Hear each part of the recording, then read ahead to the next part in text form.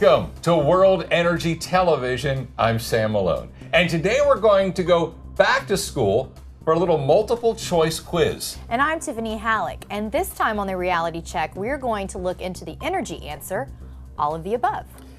Yeah, that's right. I remember back in school, we had multiple choice questions, and the last one was all of the above. And we were told to pick that one if we couldn't decide between A, B, C, C, D, E, so forth and so on. That was way back then.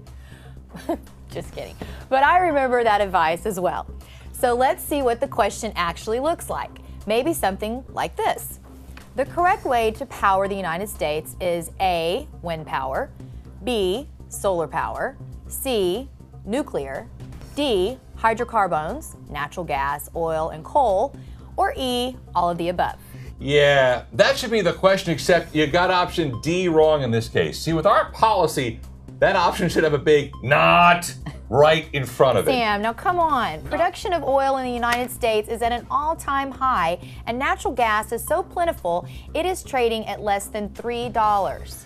Except on federal lands, where production is declining rapidly, okay? And let's not forget the moratorium or permitatorium and the lack of a pipeline from Canada, our preferred energy partner. Let's go back to one of our policy experts and see what the administration policies are really like. Alan Brooks, welcome back to the show. Thank you, Sam and Tiffany. So let's get right to it. Does this administration follow an all of the above approach when it comes to energy? Understand, all of the above is a marketing slogan. Therefore, it becomes fine-tuned to the audience that you're speaking to or the advertisement that you're trying to pitch. So all of the above, yes, does work, but in this administration, there are biases, and it's alternative fuels get first place, oil and gas and other fossil fuels get second place. And that's the strategy of all of the above. Don't you think the government should promote the use of renewable technology if the private sector won't promote it? I think there's a clear role for the federal government in research and development. These technologies need a lot of R&D to improve their efficiency and their economics. That's the role the federal government can play and has historically played in a lot of technologies. The problem is this administration likes to pick and choose which technologies and which companies they think are going to do the best job. Alan, what do you think? Does the federal government make wise investments? Well, they're not really good at picking and choosing winners and losers. Clearly, we've seen a number of losers that have made the news. Solyndra, some of the other solar technology companies. This is a very tough business to pick and choose winners. And that should not be the role of the federal government. It should be basic research, it should be pushing the technologies. And you have to understand, the history of energy transitions since the early 1800s takes 50 to 100 years from going from introduction of a new technology or a new fuel to a 20 to 30% market share. That's a very, very long time period. So that's why R&D is more important than trying to pick and choose winners, because you're not going to revolutionize a new fuel to that kind of market share in a couple of years or in one term of a presidency or even two terms. Okay, Alan, but what about the CAFE standards? Wasn't that a good idea? CAFE standards are a good idea when you understand that they're part of a mandating program. The new CAFE standards deals that's just been struck between the Obama administration and the auto companies has a lot of gimmicks in there that people don't fully appreciate. Electric cars get counted as two cars when they average out the fleet. So what that does is it will allow Detroit, say, to sell one electric car and get their economy standard up so that they can sell pickup trucks and SUVs, which are more profitable, and clearly that's the whole structure. So it's a manipulative program that over time will probably not achieve what we're looking for. Let's talk Turkey. Will Secretary Chu's focus on renewable energy technology pay off for us, or are we just wasting time and money? Well, if we total up the losses so far, it's a significant amount of money that's gone down the drain with the choices that have been made.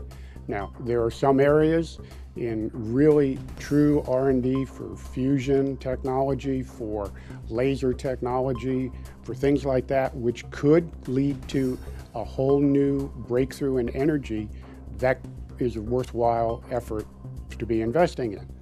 And what you come back to when you look at the history of the transition of energy, we have moved progressively from a low energy content per unit to higher ones every transition that we have made.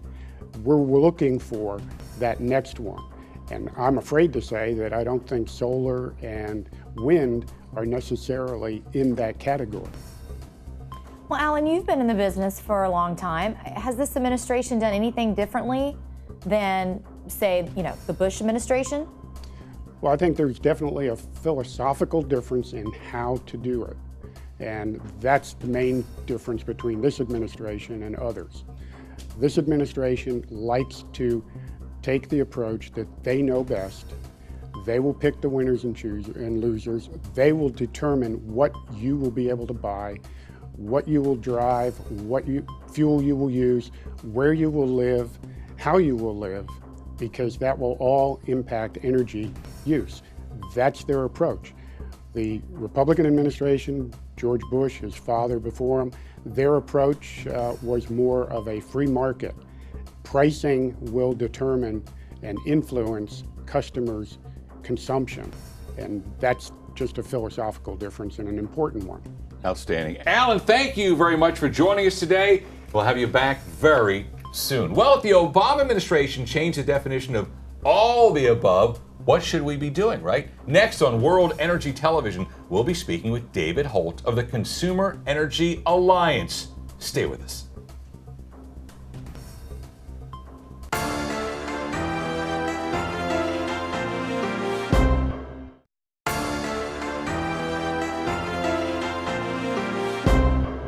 Welcome back to World Energy Television. Today we're asking, what does all the above really mean as an energy policy for the United States?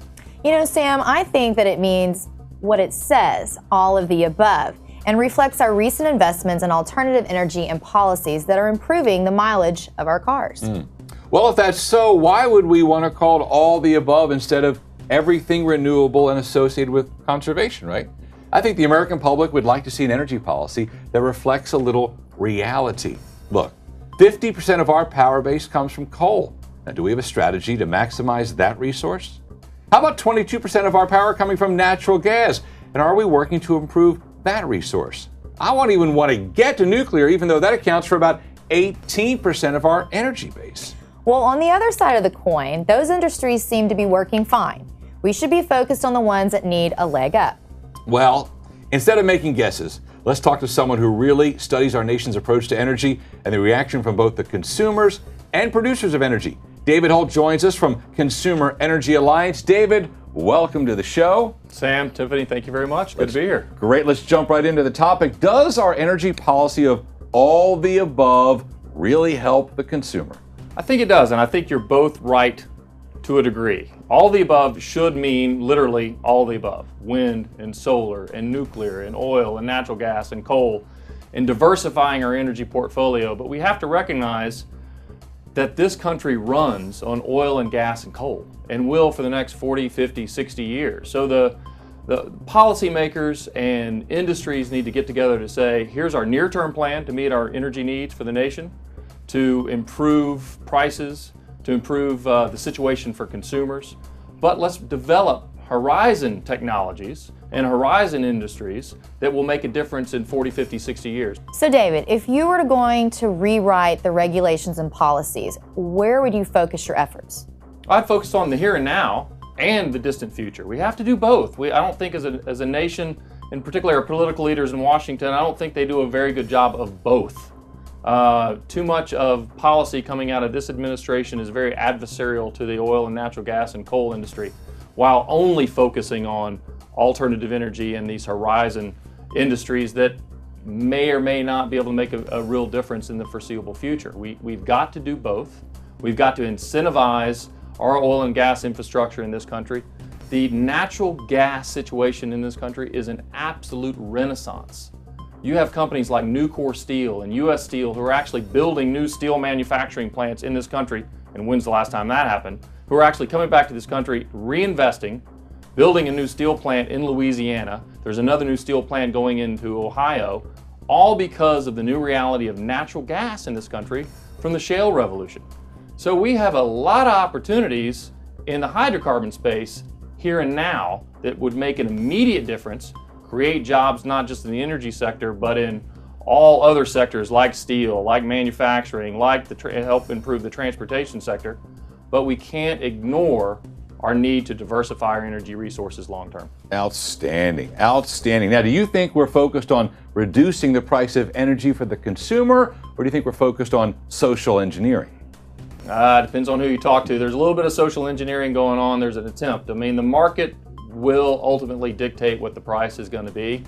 As I mentioned, we have this natural gas renaissance, so you've never seen natural gas prices lower in this country, and thus the reinvestment in all these manufacturing industries. But a lot of the focus of this administration and many in Congress continues to be those horizon industries, wind and solar and alternative energies, which of course I agree with, we need to do that, but we need to also invest in the here and now to meet our current needs. We've had in 2008 historic gasoline and diesel prices. We've just seen again in 2012 historic gasoline and diesel prices. That puts a real drain on the economy. This country is not Europe. We're not created in the European model. It's not easy necessarily to get from point A to point B with mass transit and things like that. We are a highway-based economy, and we have to recognize that and develop programs that help us meet our needs and keep gasoline and diesel prices low, keep power generation reasonably priced so that we can invest in the economy and build all these ancillary businesses.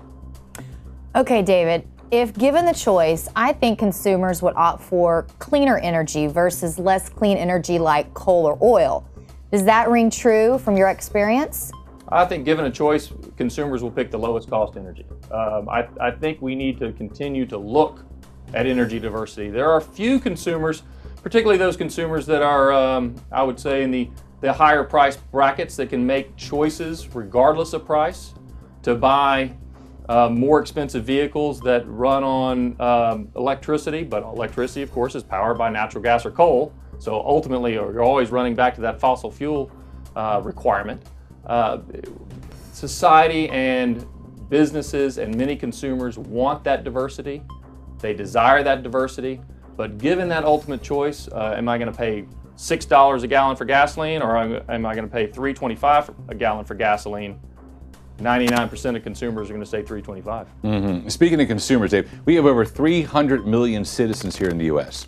So providing energy and making sure the cars run and the lights turn on is very, very important. So does an all-the-above strategy even make that possible? You got to remember, the United States ultimately is competing with other nations in the world for jobs and market opportunity and continued economic growth and viability.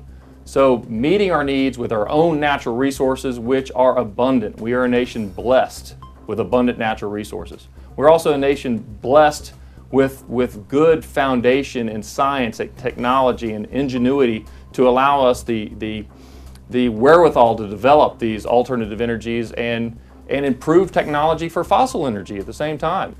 So having this ability to, from a technological standpoint, look in a variety of different directions, it's very important that all-of-the-above strategy. I got to say, I think we are in an energy renaissance, not only in this country, but the world, and it's a real exciting time. Fantastic. David, great job.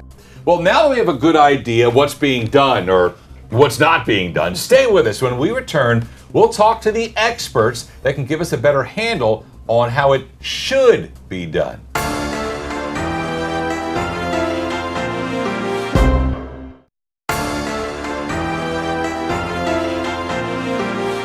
Welcome back to World Energy. We've been talking gasoline prices right here in the U.S. And I always found it kind of interesting that food and energy are never, ever counted when we attempt to figure out inflation.